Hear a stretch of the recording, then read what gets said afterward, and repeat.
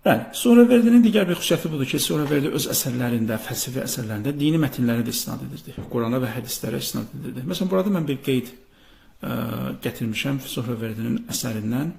Deməli, o Fəcr surəsinin 27 və 28-ci ayəsini belə izah edirdi. Ya əyyətühən nəfsul mutmainnə irci'i ilə rabbik radiyətən mardiyyə. Ey xatircəm olan kəs, sən ondan, yəni Allahdan, Allah da səndən razı olaraq dön.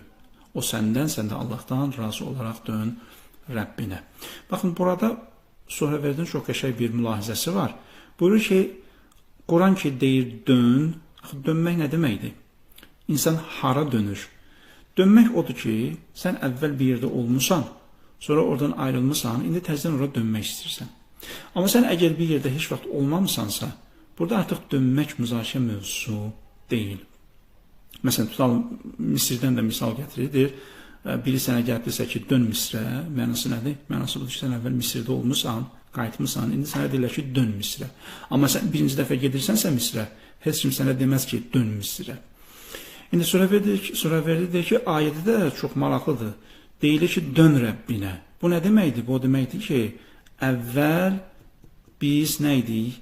Arada bir birlik vardı, vəhdət var idi.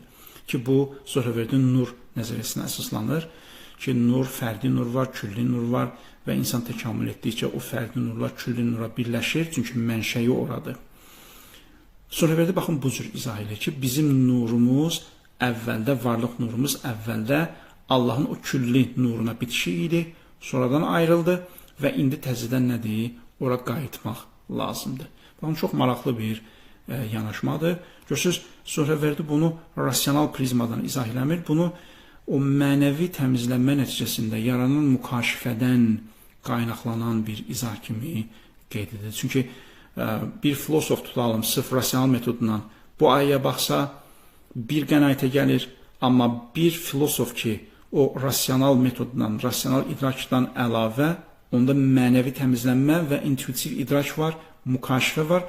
Onun ayəyə yaxınlaşması, ayədən başa düşdüyü, ayənin batinindən əldə etdiyi məna və ya çıxarış görürsünüz tamam fərqlidir. Ona görə bu həqiqətə çatmaq üçün nə edirdi? Suhrəvərdi mənəvi təmizlənməni şərt bilirdi və o mənəvi təmizlənmə əsasında Quran ayələrinə, hədislərə yaxınlaşanda görün necə möhtəşəm nəticələr əldə edirdi.